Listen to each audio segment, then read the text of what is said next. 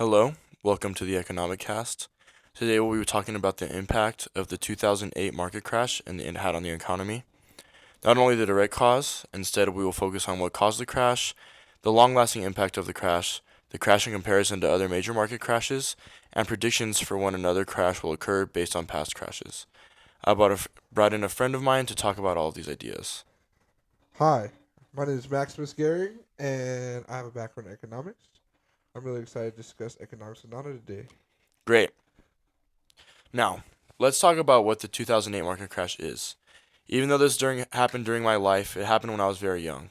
I was about 5 years old, but I remember my mom going through a hard time and us having a little bit less for a while. When I was in high school, I took a particular interest in why market crashes occur. Now, I've done a little bit of higher level research behind what caused the market crash. In 2008, the stock market collapsed, as well as the housing market. This had a very large impact on the economic state of the United States because, in turn, everything else that was market involved crashed as well. Millions of people lost their jobs, millions lost their houses, and prices for everything else went up at the same time. The market became volatile because so many loans were being given out, and so much money was being forced through the market. This recession had more economic impact than the Great Depression and crashed many markets globally. Wow, it's crazy to think how it changed the market for years beyond 2008. How did the market become so volatile? Well, the market became volatile when there was a lot of excess liquidated money. At this point, it was very easy to obtain housing loans, refinance houses, short sell houses, and etc. And in turn, people were buying houses they couldn't afford. This had a trickle effect on the economy because this is what turned into the stock market crash. People needing to re-obtain their assets and panic sold. Wow. Well, well, I didn't know buying houses could be a bad thing. What long-lasting impacts did that cause? Well, first there were a lot of law changes made to prevent such a drastic crash happening again. Then, prices in the economy saw a large fluctuation.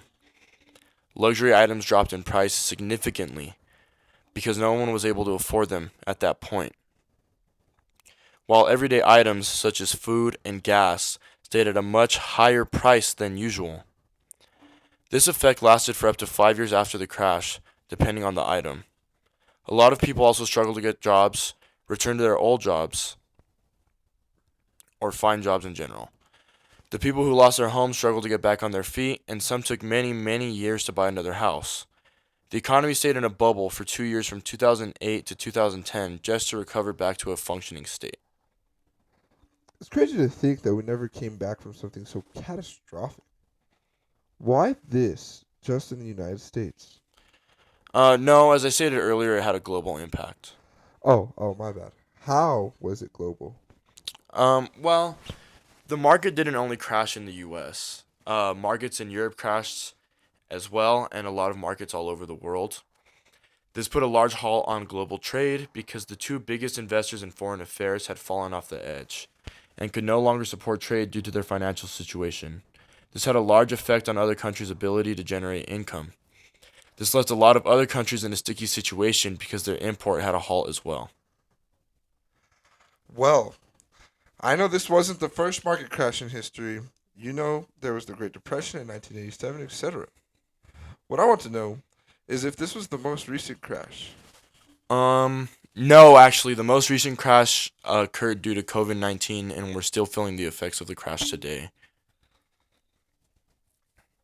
That's what I thought. Even what's going on in Russia isn't helping either, right? No, not at all.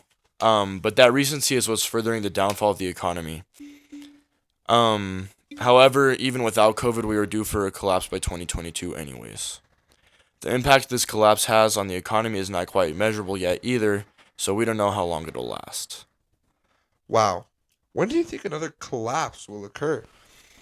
It's hard to predict right now since we are currently in a collapse, but usually a collapse occurs when there's a high volatility in the market caused by something within the market. So that'll be easy to predict once this crash is over and we can observe which economic trends are occurring. So, excuse me. So, why wasn't the market crash caused by volatility in the market?